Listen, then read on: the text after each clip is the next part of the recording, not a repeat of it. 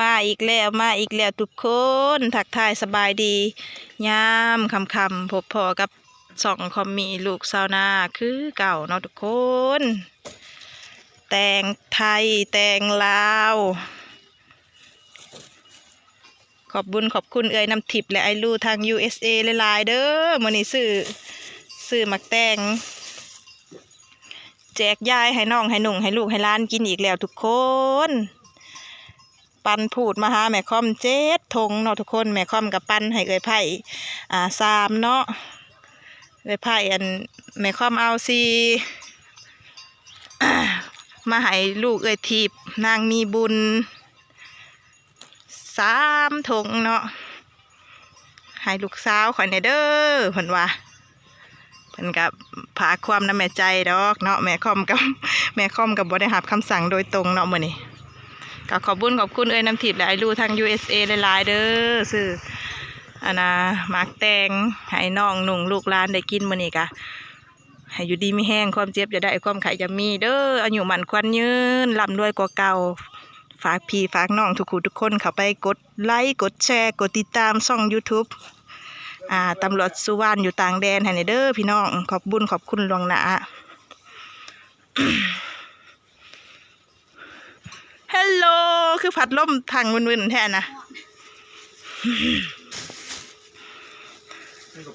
กินขับปุ่นมาเลยซ้ายขับปุ่นยายเงื่งแบ่งมาให้น้องเพื่อนมันเนี่ยเฮ้ยจะมาดองไทยลอยนั่งมุกบายดีมุกสบายดีปลาลูกทางอ้ายกะสบายดีสบายดีพี่น้องกำลังกินข้าวปุ้นอยู่ก็เธอได้ยังนี่นะอุ้ยเห็นพ่อกินเผนนำ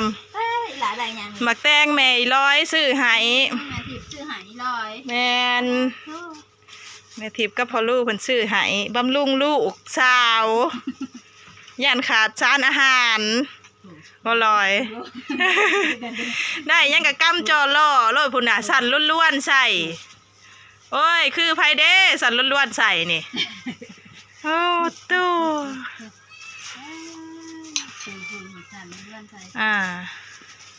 แซ่บบ่กินขับปุ่นน่ะ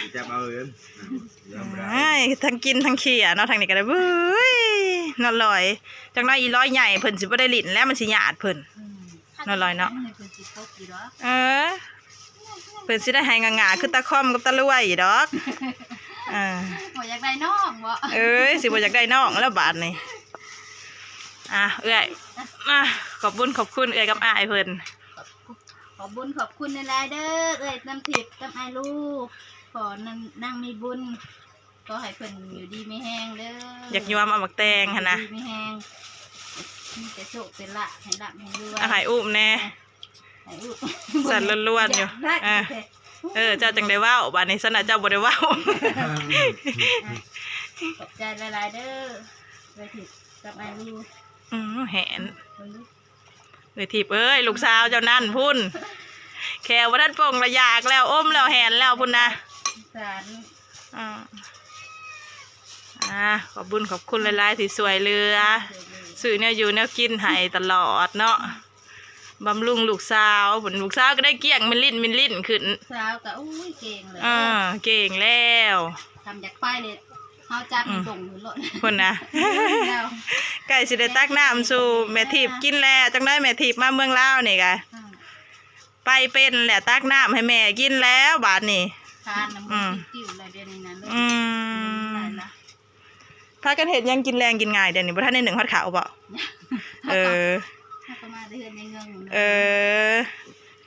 เอาสิเมื่อก่อนคำแล้วเฮาก็ได้บายบายร้อยบายบ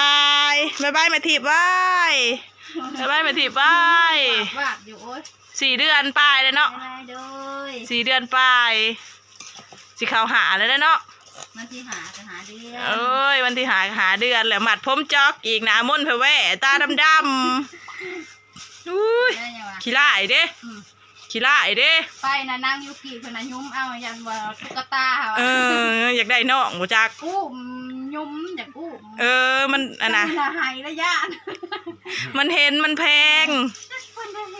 เพิ่นแพงเพิ่นว่าตุ๊กตาเพิ่นอยากได้น้องเพิ่นอยากอุ้ม เพิ่นอุ้มเลยเพิ่นยุ้ม ทั้งนี้ญาติแล้วว่า จะหายเลยย่าน ทั้งนั้นเพิ่นอุ้มบ่เป็นเลยเนาะเด็กน้อยอุ้มเด็กน้อย มาแล้วก็ยุ้มเนาะสอง เออ เอา เออ อันนี้บ่จักทีบยังเหลือย่าน ให้บ่ลอย โอ้ยจังหน่อยก็ใหญ่ท่านแล้วจังนั้นก็ได้เป็นหลิดน้ำกันแล้วหั่นนะ ที่หนากระแลนแล้วหน่อยหนาพอดีแหละ บ่ได้ยอมเนาะเอ้ยคันอยากได้หั่นนะ จักคือผู้ใด บ่ได้ยอมคันอยากได้แล้วยุ่มเอาจนได้พุ่นน่ะ จักคือผู้ใดพอทำอยากได้แล้วยุ้มเอาบ่ใหายก็บ่ได้อีก ทั้งน่ะก็ทั้งกินทั้งเกลือแมวโอ้ย แมวตัวเดียวนี่จ้ะ เออ จะมาขุนแพงใช่ไหม เอา เพราะว่าน้อยๆเป็นใหญ่นะ โดดไปกระเจ้าแก่หมูอ้าวออกจากเพื่อนนางมีบุญมากกับฮอดเพื่อนเทิงซานเนาะทุกคนเอื้อยถีบกับไอ้ลูกซื้อมักแตงให้มื้อนี้เนาะแม่ค่อมกะเอามา4 ถุงเนาะทุกคนตามมันแม่ใจเพิ่นก็ว่าเอ้ยถีบให้เฮาหาถุงเนาะให้อันน้องมีบุญหัน2 ถุงเนาะแม่ค่อมกะปันกันกินเนาะกับเอื้อยกับอ้ายเอื้อยไผ่กับอ้ายละกับให้เพิ่น3 ถุงเนาะทุกคน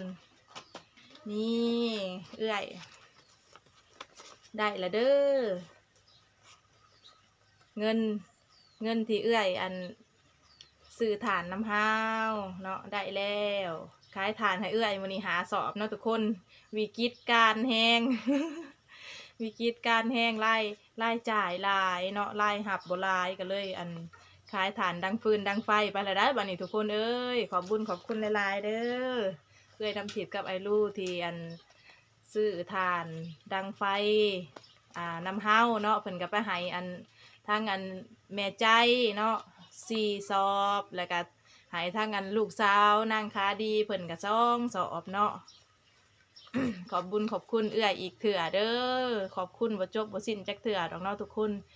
เหตุจังได้แหละความดีเอื้อยกับอ้ายก็หลั่งไหลมาหาเฮาอยู่ตลอดเวลามันก็แบบว่าอันสิขอบใจจังได้มันก็ยังบ่สะสมกับอันความดีของเอื้อยกับอ้ายที่เพิ่นอันสวยเรือเฮามาเนาะทุกคนเนาะขอให้เอื้อยกับอ้ายเพิ่นอยู่ดีมีแรงเด้อสุขภาพเข้มแข็งร่ำรวยตลอดไปเนาะขายประกันภัยก็ให้ได้ลูกค้าหลายๆธุรกิจราบรื่นเนาะเป็นห่มโพห่มไส้ให้น้องให้หนุ่งให้ลูกให้หล้านตลอดไปเด้อเอื้อยกับอ้ายเด้อกระเป๋าใส่เงินกับกระเป๋าเอื้อยซื้อให้แล้วนี่เนาะนี่เฮงรวยมีเงินใส่บ่ขาดทุนกับภูมิใจอะไรสำนี้เนาะทุกคนเนาะกะสุดท้ายนี่ก็ฝากพี่ฝากน้องเบิดทุกคู่ทุกคนเข้าไปกดไลค์กดแชร์กดติดตามช่อง YouTube ตำรวจชวนอยู่ต่างแดนให้เด้อทุกคนแม่คอมสิเอาอันสื่อช่องขึ้นในหน้าปกคลิปวิดีโอเนาะทุกคนเนาะเดือนมากก็สิเห็นเพอเวอร์โลดกะเข้าไปกดไลค์กดแชร์กดติดตามเป็นกำลังใจให้เด้อขอบคุณล่วงหน้าเด้อพี่น้องเด้อ